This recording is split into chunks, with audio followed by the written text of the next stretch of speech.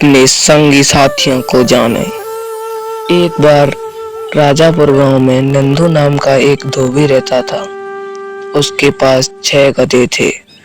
धोया, साबू, पन्ना, गोल्डी, भोला और गुड्डा। वह उन पर मैले कपड़े गट्ठा रखकर नदी पर धोने के लिए और फिर शाम को घर वापस आने के लिए ले जाता था। गुड्डा के अतिरिक्त सभी गधे मेहनती और स्वाभिमान भक्त थे। गुड्डा आलसी था। वह अपने आप से कहता था, हे मेरे भगवान, कपड़े ले जाना कठिन और बेकार है। कुत्ते शिखर को देखो, वह केवल भागता है।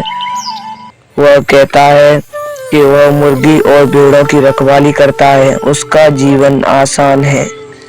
मैं क्यों कठोर मेहनत करूं? ऐसा सोचकर उसने बोझ ले जाने से मना कर दिया। उसने बीमार होने का बहाना बनाया और छप्पर में रुक गया। एक दिन साबू बुढ़ापे और बीमारी से मर गया। नंदू ने एक नया गधा खरीदने का निश्चय किया। उसने सुना कि अगले गांव में एक आदमी गधे बेच रहा है। वह वहां गया और भूरा को चुना। उसने उसे खरीदने से पहले शर्त रखी। किशन भैया, उसने कहा, मैं भूरा को एक शर्त पर खरीदूंगा। ओ, तुम्हें वह पसंद नहीं आया? भूरा के मालिक किशन भैया ने कहा। नहीं नहीं, मैं जांच करना चाहता हूँ कि भूरा परिश्रमी और आज्ञाकारी है या नहीं, इसीलिए मैं 2 दिन उसका निरीक्षण करूंगा, तब निर्णय लूंगा। बिल्कुल ठीक है, किशन भैया ने कहा और भूरा को नंदू के साथ भेज दिया।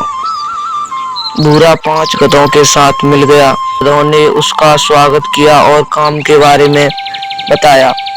भूरा उनमें रुचि ले रहा था। वह गुड्डा के पास गया और बोला, नमस्कार, मैं नवांतुक भूरा हूँ। तुम्हारा क्या काम है?